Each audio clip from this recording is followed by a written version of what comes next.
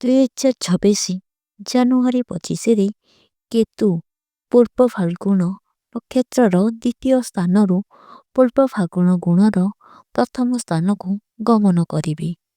Ketu March 2026 ପର୍ଯ୍ୟନ୍ତ ଏହି ସ୍ଥାନରେ ରହିବେ, ଯାହା କିଛି ରାଶି ପାଇଁ ସୌଭାଗ୍ୟ ଆଣିପାରେ। ଏହି ଲୋକମାନେ ଅତ୍ୟଧିକ ଆର୍ଥିକ ଲାଭ ଏବଂ ଉନ୍ନତି ଅନୁଭବ କରିବେ। ଜାଣନ୍ତୁ ଏହି ଭାଗ୍ୟବାନ ରାଶିଙ୍କ ବିଷୟରେ। ପ୍ରଥମ ରାଶି ବୃଷ ରାଶି। ବୃଷ ରାଶିର ଜାତକ ବ୍ୟକ୍ତିଙ୍କ ପାଇଁ କେତୁକ ନକ୍ଷତ୍ର ପରିବର୍ତ୍ତନ ଶୁଭ ଫଳ ଆଣିବ। ଆପଣ ଆପଣଙ୍କ ଚାକିରି ଏବଂ ବ୍ୟବସାୟରେ ପ୍ରଗତି ପାଇବେ ଏବଂ ଆପଣଙ୍କୁ ଇଚ୍ଛିତ ପଦୋନ୍ନତି ମିଳିବ। ବ୍ୟକ୍ତିମାନଙ୍କୁ ନିଯୁକ୍ତି ମିଳିପାରେ। ପାରିବାରିକ ଧନ ଲାଭ ହେବ। ଘରେ ଖୁସି ରହିବ। ଆପଣଙ୍କ ଏକ ପ୍ରମୁଖ ଇଚ୍ଛା ପୂରଣ ହୋଇପାରେ। ନୂଆ ପ୍ରକଳ୍ପରେ କାମ କରିବା ପାଇଁ ଏହା ଏକ ଭଲ ସମୟ। ସିଂହ ରାଶି। ସିଂହ ରାଶି ପାଇଁ କେତୁ ଗ୍ରହର ନକ୍ଷତ୍ର ପରିବର୍ତ୍ତନ ଶୁଭ ଫଳ ଆଣିବ। ହଠାତ୍ ଆର୍ଥିକ ଲାଭ ସମ୍ଭବ।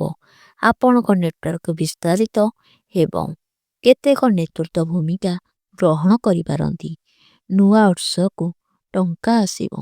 ତଥାପି ଅନିୟନ୍ତ୍ରିତ ଭାବରେ ଖର୍ଚ୍ଚ ନ କରିବାକୁ ସତର୍କ ରୁହନ୍ତୁ। ଆପଣ ଦୂର ସ୍ଥାନକୁ ଯାତ୍ରା କରିପାରନ୍ତି। ବିଛା ରାଶି। ବିଛା ରାଶି ପାଇଁ କେତୁ ଗ୍ରହର ନକ୍ଷତ୍ର ସ୍ଥିତି ଆପଣଙ୍କ ସାହସ ଏବଂ ଶକ୍ତିକୁ ବୃଦ୍ଧି କରିବ। ଆପଣ ବିପଦପୂର୍ଣ୍ଣ ଉଦ୍ୟମ କରିବେ, ଯାହା କିଛି ଲୋକଙ୍କୁ ଲାଭ ମଧ୍ୟ ଦେଇପାରେ। ପଡ଼ି ରହିଥିବା କାର୍ଯ୍ୟଗୁଡ଼ିକ ସମାପ୍ତ ହେବ। କ୍ୟାରିୟରରେ ଉନ୍ନତି ସମ୍ଭବ ଏବଂ ଆପଣଙ୍କୁ ସମ୍ମାନ ମିଳିବ। ଯଦି ଆପଣ ଚେଷ୍ଟା କରନ୍ତି, ତେବେ ଏହି ସମୟ ଆପଣଙ୍କୁ ଋଣରୁ ମୁକ୍ତି ପାଇବାରେ ସାହାଯ୍ୟ କରିପାରେ।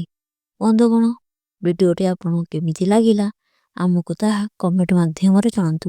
ଭୁଲିଯିବେନି ଆପଣଙ୍କ ରାଶି କେଉଁ ରାଶି ଆମକୁ କମେଣ୍ଟରେ ଜଣାନ୍ତୁ।